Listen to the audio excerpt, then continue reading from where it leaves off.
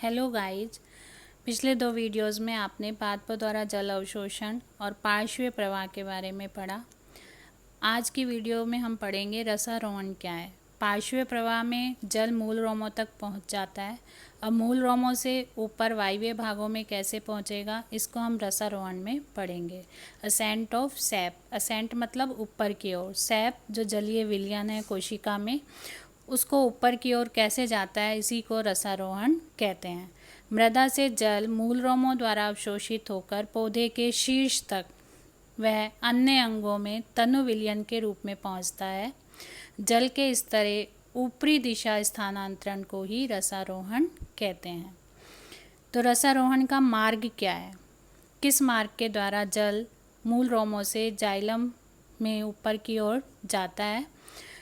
रसारोहण जो है जाइलम के द्वारा ही, जो जाइलम वाहिका और वाहिनिकाएं हैं उसके द्वारा ही जल और खनिज लवण ऊपर की ओर जाते हैं। ये प्रयोगों द्वारा सिद्ध हो चुका है। तो आपका क्वेश्चन बन सकता है एक कि प्रयोग द्वारा सिद्ध कीजिए कि पादपों में रसारोहण की क्रिया केवल जाइलम ऊतकों द्वारा होती है। इसके लिए आपकी पाठ्य पुस्तक में एक प्रयोग दिखाया गया है जिसमें कनाडा बालसम गुलमेहंदी पादप के तने को काट के कटे हुए सिरे को जल से भरे बीकर में रख देते हैं, जिसमें सैफ्रेलिन या इयोसिन डाला गया है। सैफ्रेलिन क्या है? लाल रंग का अभिरंजक है जो केवल और केवल पादप ऊतक जाइलम को ही अभिरंजित करता है। तो इस जल में इयोसिन या कनाडा बालसम डाल दिया गया है। इसको 2-3 घंटे तक इसी में डले रहने देते हैं। तो जल जिस मार्ग से ऊपर की ओर जाएगा वो जो है कलर भी उसके साथ ही ऊपर की ओर जाएगा। तो 2-3 घंटे के बाद हम क्या देखते हैं कि पत्तियों की शिराएं लाल दिखने लगती हैं। और पत्तियों की शिरा लाल दिखने लगती हैं जब, तो अब हम तीसरे पॉइंट में क्या करेंगे कि पत्तियों का या तने का या पर्णवृंत का अनुप्रस्थ काट काट के उसको सूक्ष्मदर्शी में देखते हैं। तो हमें केवल और केवल जाइलम वाला पार्ट ही रंगीन दिखाई देता है, जिससे क्या सिद्ध हो रहा है कि जाइलम द्वारा ही जल ऊपर की ओर पहुंचता है। अब हम पढ़ेंगे रसारोहण की क्रियाविधि के बारे में, mechanism of ascent of sap. तो रसारोहण द्वारा क्या होता है कि छोटे जो शाकीय पौधे हैं वहाँ तक तो जल ऊपर की ओर पहुँच जाता है, जल और विलयन, लेकिन जो ऊंचे वृक्ष हैं उसमें रसारोहण के द्वारा जल कैसे पहुँचता है, इसके लिए अनेक वैज्ञानिकों ने अनेक सिद्धांत प्रस्तुत किए, जिनमें 3 मुख्य हैं: जैव बल सिद्धांत, वाइटल फोर्स थ्योरी, मूल दाब सिद्धांत, रूट प्रेशर थ्योरी, एंड भौतिक बल सिद्धांत, फिजिकल फोर्स थ्योरी। इसको हम एक एक को अलग से पढ़ेंगे। फर्स्ट है जैव बल सिद्धांत। जैव मीन्स जीवित, यानी इस सिद्धांत के अनुसार रसारोहण एक जैविक क्रिया है। इसके अनुसार रसारोहण पादपों के तनों की जीवित कोशिकाओं में होने वाली क्रियाओं के कारण जो बल उत्पन्न होता है उसके कारण ही रसारोहण की क्रिया होती है। वो बल जो कि जीवित कोशिकाओं में उत्पन्न हुआ है और जल ऊपर की ओर पहुंचता है। इसके जैव बल सिद्धांत के बारे में निम्न वैज्ञानिकों ने अपने मत प्रस्तुत किए, यानी इनके इस सिद्धांत को हम 3 थ्योरीज में बांट सकते हैं। रिले पंप सिद्धांत। रिले पंप सिद्धांत जो कि गोल्डवेस्की ने 1984 में दिया। रिले पंप सिद्धांत आप देखते हो, रिले दौड़ जो होती है उसमें एक व्यक्ति एक चीज़ को दूसरे व्यक्ति को पकड़ाता है, दूसरा व्यक्ति तीसरे व्यक्ति को। तो इस प्रकार से उन्होंने बताया कि जल भी एक कोशिका से दूसरी कोशिका में, दूसरी कोशिका से आगे वाली कोशिका में, इस तरह से नीचे से ऊपर की ओर जाता है। और इसमें क्या काम आता है? परासरण दाब, यानी यदि ऊपर परासरण दाब अधिक है, नीचे कम है, तो नीचे वाली कोशिका, परासरण दाब आपको पता ही है, कम से जल कहाँ जाएगा? अधिक परासरण दाब की ओर। नीचे वाली कोशिका में कम है, उससे ऊपर अधिक है, तो नीचे वाली से ऊपर जाएगा, ऊपर वाली से नेक्स्ट ऊपर जाएगा। तो इस तरह परासरण दाब से ऊपर की ओर जल का गमन होता है। और चूंकि ये जैव बल सिद्धांत है यानी जीवित कोशिकाओं में होता है, तो जाइलम, इस सिद्धांत के अनुसार जाइलम मृदुतक और मज्जा रश्मियों की जीवित कोशिकाएं के परासरण दाब में, ये किस कारण से उत्पन्न हो रहा है? परासरण दाब में आवर्ती परिवर्तन के कारण रसारोहण की क्रिया होती है। इस सिद्धांत के अनुसार परासरण दाब में आवर्ती परिवर्तन के कारण ही रसारोहण की क्रिया होती है। लेकिन इस सिद्धांत को अमान्य कर दिया गया क्योंकि जाइलम मृदुतक और मज्जा रश्मियों को नष्ट करने के बाद भी जल ऊपर की ओर जाता है। तो दूसरी थ्योरी है स्पंदन सिद्धांत, जो सर जे.बी. बोस ने 1923 में दी। इस सिद्धांत के अनुसार रसारोहण जो है, तने, आपने जैसे जड़ में पढ़ा कि सबसे बाहर बाह्य त्वचा है, फिर वल्कुट है, फिर अंतस्थ त्वचा है, परिरंभ है और जाइलम है। तो तने में भी यही सभी क्षेत्र पाए जाते हैं।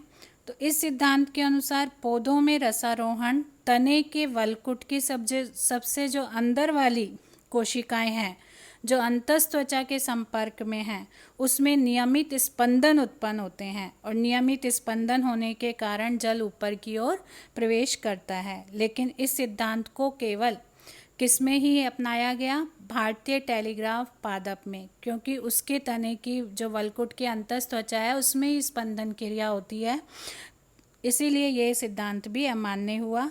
आपको भारतीय टेलीग्राफ पादप का वानस्पतिक नाम भी याद रखना है, डेस्मोडियम गाइरेंस। ये पेपर में पूछ लिया जाता है। थर्ड थ्योरी स्टार्सबर्गर द्वारा दी गई 1891 में। इन्होंने बताया कि रसारोहण जो है एक जैविक क्रिया नहीं है, लेकिन जो जीवित कोशिकाएं हैं वो रसारोहण की क्रिया को करने के लिए एक अनुकूल वातावरण प्रदान करती हैं।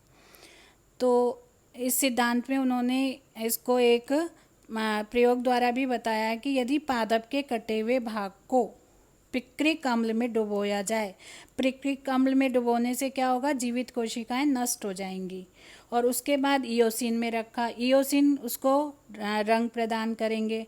थोड़ी देर में इयोसिन का लाल रंग पत्तियों तक पहुंच गया। कैसे पहुंच गया? जबकि जीवित कोशिकाएं तो नष्ट हो गई। तो इससे क्या सिद्ध होता है कि पिक्रिक अम्ल से कोशिकाओं के मर जाने के बाद भी रसारोहण की क्रिया संपन्न हुई। तो ये तीनों थ्योरीज जो हैं वो जैव बल सिद्धांत की दी गई हैं रसारोहण के संबंध में। अब अगली थ्योरी है मूल दाब सिद्धांत है। सेकंड, मूल दाब सिद्धांत। मूल दाब सिद्धांत को समझने से पहले हम जानते हैं कि मूल दाब किसे कहते हैं। आपने पढ़ा कि जड़ की आंतरिक संरचना में मूल रोम में ये बाह्य त्वचा, वल्कुट, अंतस्थ त्वचा, परिरंभ और जाइलम है, और जाइलम के द्वारा ही जल ऊपर की ओर पहुंचता है। तो मूल दाब किसे कहते हैं?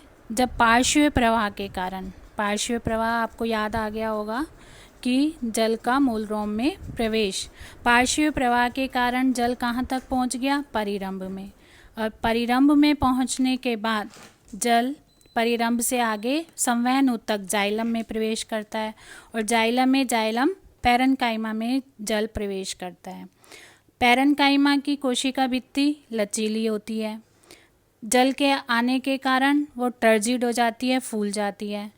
तो वो लचीली होने के कारण अपनी सामान्य स्थिति में आने की कोशिश करती है, और सामान्य स्थिति में आने के लिए जल और जो अन्य जलीय विलयन है वो आगे जाइलम वाहिकाओं में प्रवेश करने देती है।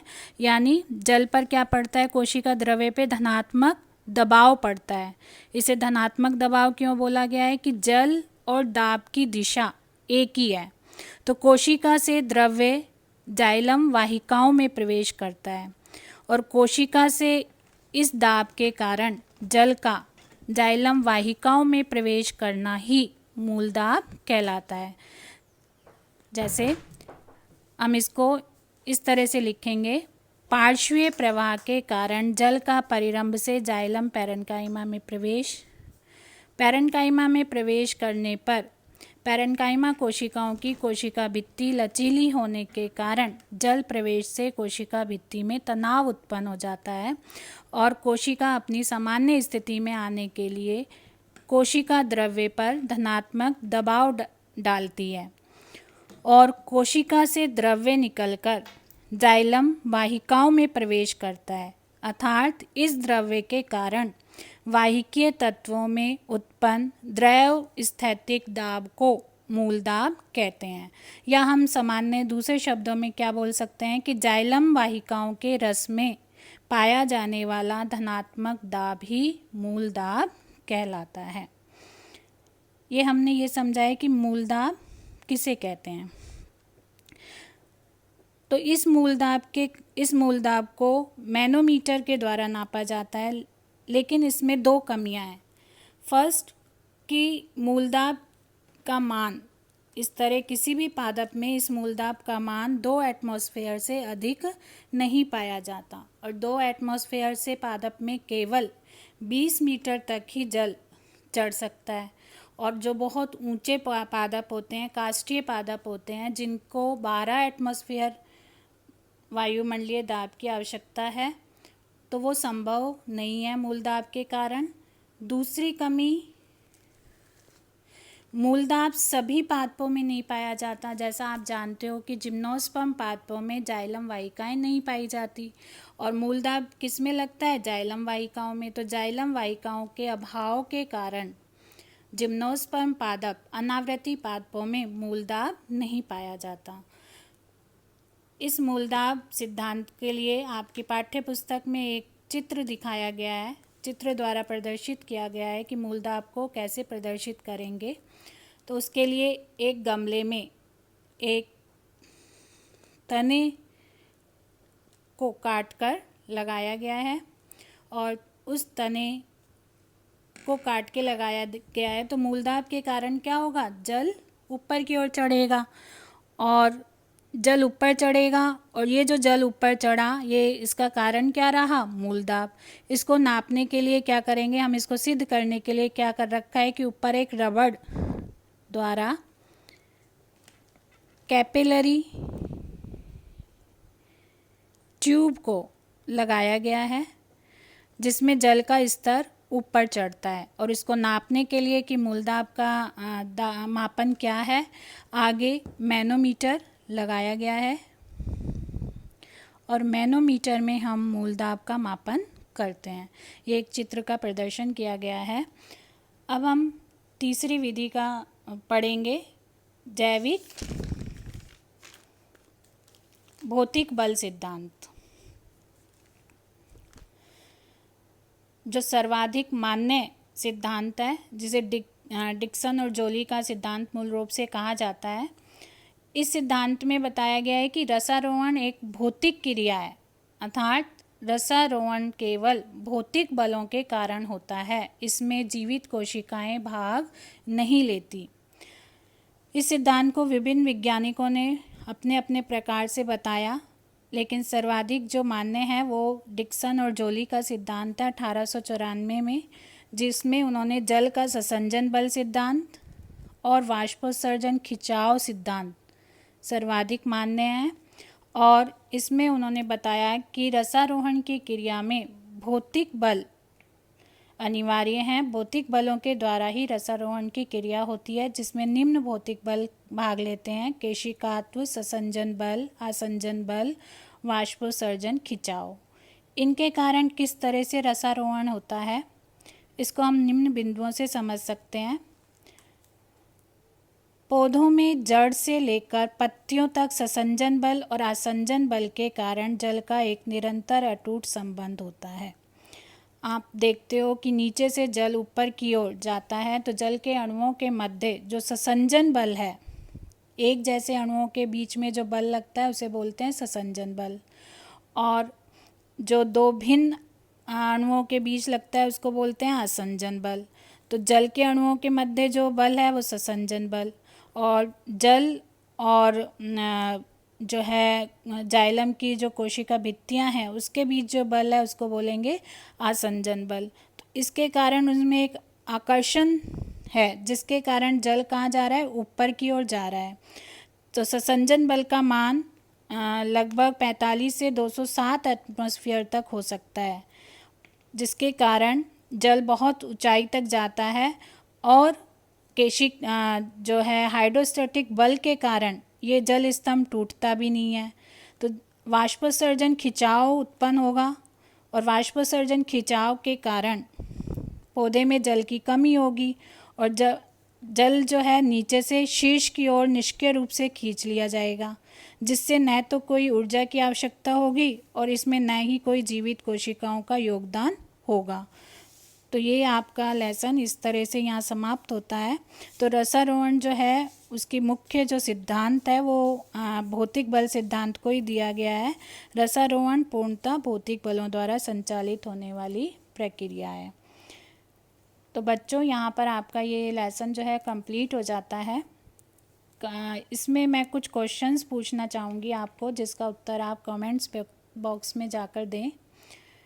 पूरे लेसन के क्वेश्चंस हैं ये।